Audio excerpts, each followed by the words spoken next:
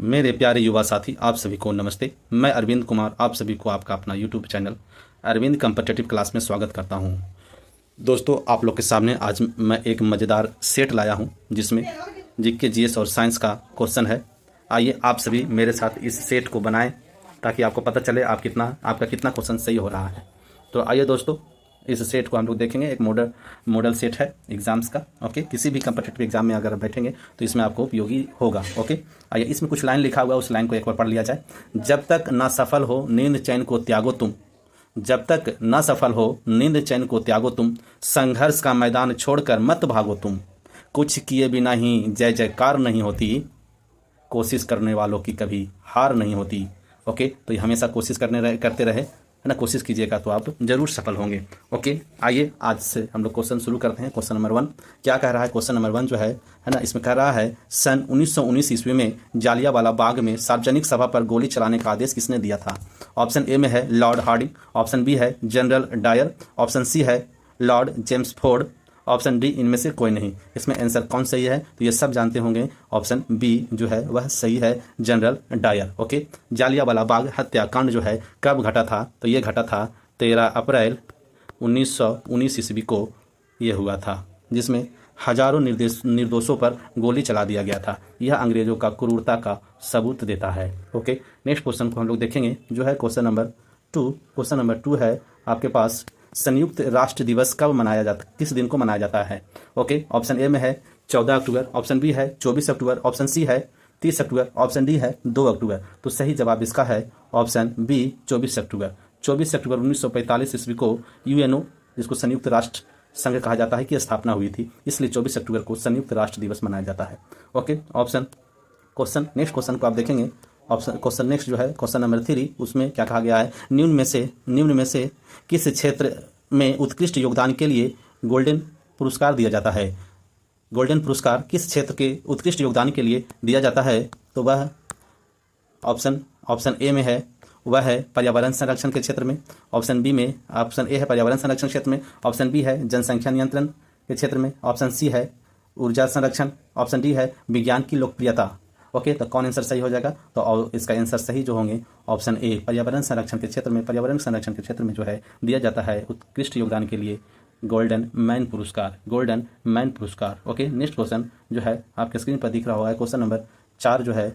Okay, सौर मंडल का सबसे बड़ा ग्रह कौन है? तो सौर मंडल का सबसे बड़ा ग्रह इसमें कौन है? ऑप्शन ए में यूरेनस, ऑप्शन बी में है प्लूटो, ऑप्शन सी में है पृथ्वी, ऑप्शन डी में है बृहस्पति, जिसको जुपिटर भी कहा जाता है। इनमें सबसे बड़ा ग्रह कौन है? तो सबसे बड़ा ग्रह जो है वो है ऑप्शन डी, जुपिटर, जिसको बृहस्पति हिंदी में कहते हैं।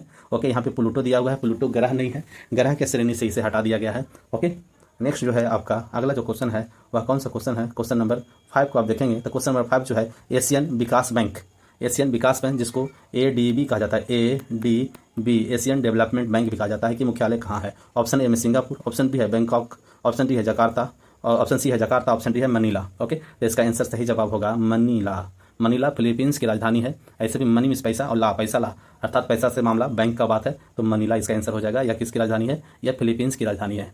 नेक्स्ट क्वेश्चन जो है वह कौन सा है? क्वेश्चन नंबर 6 को आप देखेंगे तो क्वेश्चन नंबर 6 जो है क्या कहता है? निम्न में से किस देश का लिखित संविधान नहीं है? क्वेश्चन नंबर 6 जो है लिखित संविधान नहीं है किस देश के पास? ऑप्शन ए में है बेल्जियम, ऑप्शन ए में है, ऑप्शन ए जो है ना, ऑप्शन ए में बेल्जियम, ऑप्शन बी में ब्रिटेन, ऑप्शन सी में रूस, ऑप्शन डी में फ्रांस। इसमें किसके पास जो है लिखित संविधान नहीं है?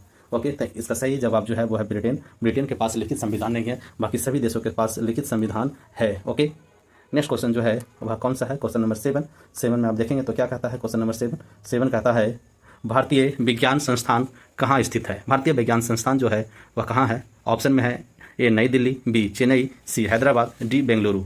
इसका सही जवाब होगा बेंगलुरु। ओके, है ना, 7वां क्वेश्चन का सही जवाब है बेंगलुरु। ओके, क्वेश्चन नंबर 8वां क्वेश्चन में क्या कहता है? बिजली की खोज किसने किया? ऑप्शन ए में ग्राहम बेल, ऑप्शन बी में है आइजक न्यूटन, ऑप्शन डी में है बेंजामिन फ्रैंकलिन, ऑप्शन डी में है मार्कोनी। ओके, इसका सही जवाब होगा option C Benjamin Franklin. Okay, next question जो है वह है ऑप्शन इस क्वेश्चन को आप ध्यान से देखेंगे। क्वेश्चन जो है यहाँ पे केवल क्वेश्चन है, बाकी ऑप्शन आपको दूसरी तरफ मिलेंगे। ओके, इनमें से क्वेश्चन 9 का क्वेश्चन क्या है, इनमें से कौन सा संयुक्त राष्ट्र संघ का सदस्य नहीं है। इसमें से कई देशों का एक ग्रुप दिया गया है जिसमें बताना है आपको कौन सा है जो संयुक्त राष्ट्र संघ का सदस्य नहीं है। ऑप्शन ए में है वेटिकन सिटी, ऑप्शन ए में वेटिकन सिटी, ऑप्शन बी में बहामास, ऑप्शन डी में मॉरिशस, ऑप्शन सी में मॉरिशस, ऑप्शन डी में स्विट्जरलैंड। ओके, तो इसका सही जवाब होगा option A Vatican city. Okay, Vatican city जो है विश्व के सबसे छोटा देश है, सबसे छोटा देश है और सबसे छोटा शहर भी है। एक छोटा सा कुछ जनसंख्या, कुछ हजार लोगों की जनसंख्या का एक देश है जिसको वेटिकन सिटी कहा जाता है। यह इटली में है। ओके, इटली में है। ओके, आगे बढ़ेंगे। नेक्स्ट क्वेश्चन जो है आपका क्वेश्चन नंबर 10 जो क्या कहता है, क्वेश्चन नंबर 10 जो है वह है कौन सी अक्षांश रेखा, क्वेश्चन नंबर 10 कौन सी अक्षांश रेखा जो है भारत से गुजरती है, कौन सा अक्षांश रेखा भारत से गुजरती है। ओके, तो अक्षांश रेखा किसे कहते हैं, तो क्या अक्षांश रेखा ये पृथ्वी हो गया, पृथ्वी पर कई रेखाएं गुजरती है, जो बीच में गुजरता है उसको 0 डिग्री कहते हैं, जिसको विस्पत रेखा कहा जाता है। उत्तर में गुजरता है 23.5 डिग्री पर, एक 23.5 डिग्री पर गुजरता है एक लाइन, है ना। एक से नीचे में गुजरता है जो 23.5 डिग्री पर गुजरता है दक्षिण में। ओके, है ना, ये दक्षिण में गुजरता है 23.5 डिग्री पर। तो ये जो है 0 डिग्री गुजरता है उसको विस्पत रेखा कहते हैं। उत्तर में 23.5 डिग्री गुजरता है उसको कर्क रेखा कहते हैं। दक्षिण में 23.5 डिग्री गुजरता है उसको मकर रेखा कहते हैं। ओके, तो यहाँ से क्वेश्चन क्या पूछा गया है, इनमें किस जो है भारत से नहीं गुजरता है, सॉरी भारत से गुजरता है, तो भारत से गुजरता है वो 23.5 डिग्री नॉर्थ है, अर्थात कर्क रेखा। ओके, आंसर हो जाएगा कर्क रेखा, कर्क रेखा। ओके, ऑप्शन डी कर्क रेखा। ओके, नेक्स्ट क्वेश्चन जो है आपका है कंकाल की, अब जो है जीव विज्ञान का क्वेश्चन है जिसमें आगे बढ़ेंगे हम लोग। कंकाल की मांसपेशियों की मूल विशेषता क्या होती है, कंकाल में जो मांसपेशियां होता है उसका क्या मूल विशेषता है। ऑप्शन ए में है रेखीय पेशी एवं अनैच्छिक पेशी, ऑप्शन बी में है अरेखीय पेशी और ऐच्छिक पेशी, डी में है रेखीय पेशी और अनैच्छिक पेशी, इसी में रेखीय पेशी और अनैच्छिक पेशी, जबकि डी में है रेखीय पेशी और ऐच्छिक पेशी। इसका ही सही जवाब होगा डी रेखीय पेशी और ऐच्छिक पेशी। ओके, नेक्स्ट पढ़ेंगे। नेक्स्ट क्वेश्चन जो है आपका वो है क्वेश्चन नंबर 12। इसमें क्या कहा गया है, मनुष्य में जेरोप्थेल्मिया एक रोग है। जेरोप्थेल्मिया किसकी कमी के कारण होता है। ऑप्शन में है विटामिन B12, ऑप्शन बी में है विटामिन डी, ऑप्शन सी में है विटामिन ए, ऑप्शन डी में है कैल्शियम। किसके कारण यह रोग होता है जेरोप्थेल्मिया जो रोग होता है, इसका सही जवाब होगा ऑप्शन सी विटामिन ए के कारण। ओके, क्वेश्चन नंबर हम लोग 13 को देखेंगे। 13 क्या कहता है, 20वीं सदी में के डार्विन किसे कहा जाता है, 20वीं सदी के डार्विन किसे कहा जाता है। क्वेश्चन नंबर 13, इसमें ऑप्शन ए में दिया है T.O. डाइमर, ऑप्शन बी में दिया है R.H. वेक्टकर, ऑप्शन डी में दिया है D.J. इवानोस्की, ऑप्शन सी में D.J. इवानोस्की, ऑप्शन डी में दिया है अर्नेस्ट मेयर। ओके, तो कौन सा जवाब सही होगा, तो इसका ऑप्शन डी सही है, अर्नेस्ट मेयर एक्चुअली में अमेरिका के एक वैज्ञानिक है जिन्होंने जीवों में विकासवाद पर काम किया है। विकासवाद की थ्योरी डार्विन ने भी दिया है, इसलिए अर्नेस्ट मेयर को 20वीं शताब्दी का डार्विन कहा जाता है। ओके, नेक्स्ट क्वेश्चन है आपका क्वेश्चन नंबर 14 है ना, जिसमें कहा गया है मिट्टी के निर्माण का प्रमुख स्रोत क्या है। मिट्टी के निर्माण का प्रमुख स्रोत क्या है। ऑप्शन ए में चट्टान, ऑप्शन बी में दिया गया है बर्फ से ढके पहाड़, ऑप्शन डी में दिया गया है नदी के किनारे, ऑप्शन सी में नदी के किनारे, ऑप्शन डी दिया गया है ज्वालामुखी। ओके, इनमें से किससे मिट्टी का निर्माण होता है, तो मिट्टी का जो जनरली निर्माण होते हैं वो होता है चट्टानों के द्वारा। ओके, तो ऑप्शन ए सही हो जाएगा, चट्टानों के द्वारा। चट्टान कहीं पे चट्टान होता है तो ये चट्टान टूट करके किसी स्थान पर चला जाता है और वहाँ यह जो है ना ऋतु क्षरण से मिट्टी बन जाता है। ओके, इसलिए मिट्टी का निर्माण चट्टानों से होती है। नेक्स्ट क्वेश्चन कौन सा है, क्वेश्चन नंबर 15 को देखेंगे। तो क्वेश्चन नंबर 15 क्या कहता है आरएस फैक्टर की खोज किसने की।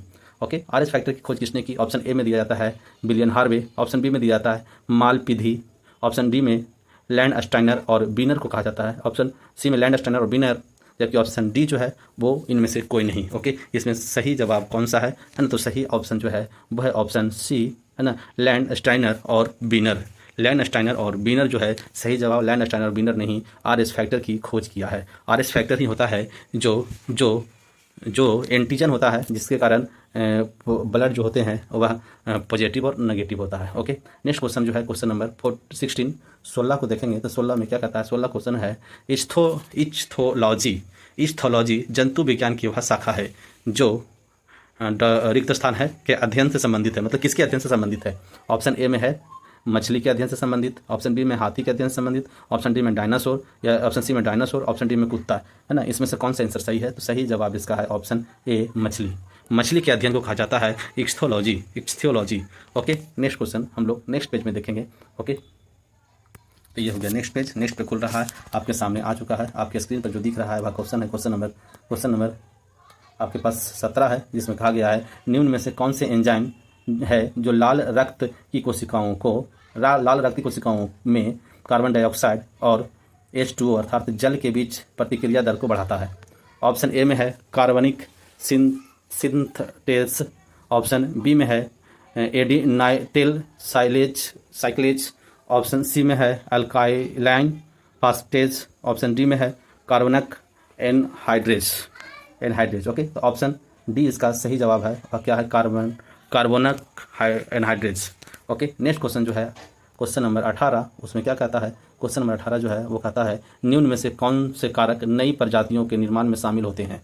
ऑप्शन ए में है प्रतियोगिता और उत्परिवर्तन, ऑप्शन बी में है अलगाव और जीन प्रवाह, ऑप्शन सी में है प्रवाह और प्रतियोगिता, ऑप्शन डी में है अलगाववाद और विविधता। कौन सा आंसर सही होगा इसका? तो इसका आंसर सही है ऑप्शन डी, अलगाववाद और विविधता जो है यह जो है नई प्रजातियों के निर्माण में शामिल होते हैं। ओके, नेक्स्ट क्वेश्चन जो है क्वेश्चन नंबर 19 में क्या कहता है? 19 में क्वेश्चन नंबर सजीवों के 5 जगत का वर्गीकरण किसने किया? 5 जगत वर्गीकरण, सजीवों के 5 जगत वर्गीकरण की बात करता है। ऑप्शन ए देता है हचिंसन, ऑप्शन बी वेंथमन और हुकर, ऑप्शन सी देता है विटकर, ऑप्शन डी कहता है एगलर और प्लांट। इसमें सही जवाब कौन होगा? तो सही जवाब हो गए विटकर। विक्टर जो है उन्होंने ही जीवों को 5 वर्गीकरण बताया, जिसमें बताया था मोनेरा, प्रोटिस्टा, फंगी, आपको ये क्या है क्या बोलते हैं प्लांटी, एनिमेलिया, ये सब जो है बताया था। इन्होंने जीवों के 5 वर्गीकरण दिया है विटकर। लेकिन आपसे ये क्वेश्चन पूछ दे कि जीवों का वर्गीकरण का सिद्धांत किसने दिया है? तो वो कार्ल लिनियस ने दिया था। Karl Linnaeus. ओके, वर्गीकरण के पिता कार्ल लिनियस को कहा जाता है, जबकि 5 जगत वर्गीकरण का पिता कहा जाता है विटकर, आर.एच. विटकर को। ओके, नेक्स्ट क्वेश्चन हम लोग क्वेश्चन नंबर 20 को देखेंगे। उसमें कहा गया है क्वेश्चन नंबर 20 में क्या कहता है? क्वेश्चन नंबर 20 आप भी स्क्रीन पर पढ़ेंगे। तो ये क्वेश्चन नंबर 20 है, क्या कहता है? वंशागति और विविधताओं का अध्ययन को क्या कहा जाता है? ओके, है ना। ऑप्शन ए में है कर्मिक विकास, ऑप्शन बी में है पारिस्थितिकी, ऑप्शन सी में है आनुवंशिकी विज्ञान, ऑप्शन डी में है फाइलोजेनी। ओके, इसका सही जवाब होगा ऑप्शन सी, आनुवंशिक विज्ञान। ओके, क्वेश्चन नंबर 21 को देखेंगे, है ना। उसमें क्या कहता है? 21 कहता है केंद्रक कोशिका विज्ञान। 21 केंद्रक कोशिका विज्ञान का अध्ययन क्या कहलाता है? तो इसका अध्ययन कहलाता है, जिसके लिए ऑप्शन दिया गया, ऑप्शन ए में है राइनोलॉजी, ऑप्शन बी में है तंत्रिका विज्ञान, ऑप्शन डी में है कवक विज्ञान, सी में कवक विज्ञान, ऑप्शन डी में केंद्रक विज्ञान। इसका सही जवाब होगा ऑप्शन डी, केंद्रक विज्ञान। ओके, क्वेश्चन नंबर 22 जो दिया गया है ना, उसमें क्या कह रहा है? क्वेश्चन नंबर 22 जो है वो कहता है बाह्य वातावरण में परिवर्तन के बावजूद आंतरिक अनुकूल परिस्थितियों का रख रखाव क्या कहलाती है? ओके, ऑप्शन ए है, ऑप्शन ए जो है वो क्या कहता है? एंथैल्पी, ऑप्शन बी समस्थैतिक, ऑप्शन डी एंट्रोपी, सी और एंट्रोपी, ऑप्शन डी जो है स्थिर अवस्था। ओके, इसमें कौन सा आंसर सही होगा? तो ऑप्शन बी जो है सही है, समस्थैतिक। ओके, नेक्स्ट क्वेश्चन जो है वो है 23 क्वेश्चन नंबर 23 क्या कहता है? क्वेश्चन नंबर 23 कहता है मनुष्य में आयोडाइड नमक और जिसको आयोडीन कहते हैं, मनुष्य में आयोडीन नमक क्यों उपयोगी होता है? आयोडीन नमक क्यों उपयोगी होता है? ऑप्शन ए है थायराइड ग्रंथि के नियंत्रण करना, बुढ़ापे की प्रक्रिया को धीमी करना, ओके, बाल गिरना को रोकता है, पाचन को सुधारता है। इनमें से कौन सा आंसर सही है? ओके, तो इसका सही जवाब है थायराइड ग्रंथि का नियंत्रण करना, ऑप्शन ए सही हो जाएगा।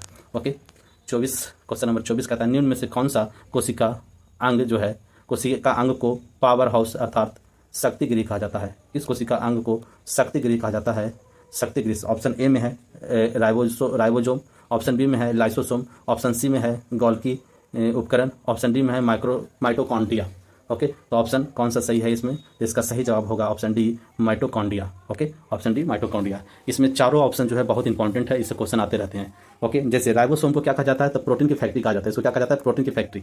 ओके, लाइसोसोम को क्या कहा जाता है? आत्महत्या की थैली, सुसाइड की थैली, सुसाइड बैग भी कहा जाता है। ओके, गोल्गी को कहा जाता है परिवहन, ट्रांसपोर्ट, परिवहन मैनेजर कहा जाता है इसको। ओके, जबकि माइटोकॉन्ड्रिया को क्या कहा जाता है? शक्ति गृह, power house. Okay, next question को हम लोग देखेंगे जो आपको दूसरे साइड मिलेंगे। ठीक है, नेक्स्ट क्वेश्चन मछली के उत्पादन और प्रबंधन को क्या कहा जाता है? मछली के उत्पादन और प्रबंधन को क्या कहा जाता है ना? क्या है? मत्स्य पालन, मधुमक्खी पालन, जलीय कृषि या रेशम कीट पालन। ओके, तो ऑप्शन सी और ऑप्शन बी तो ऐसे ही छट जाएगा, ये मधुमक्खी पालन अलग हो गया, रेशम का अलग हो गया। ऑप्शन डी और ए में ही होगा। ओके, तो सही जवाब इसका होगा मत्स्य पालन कहा जाता है, मत्स्य पालन। ओके, ठीक है, तो इसका सही जवाब हो जाएगा मत्स्य पालन।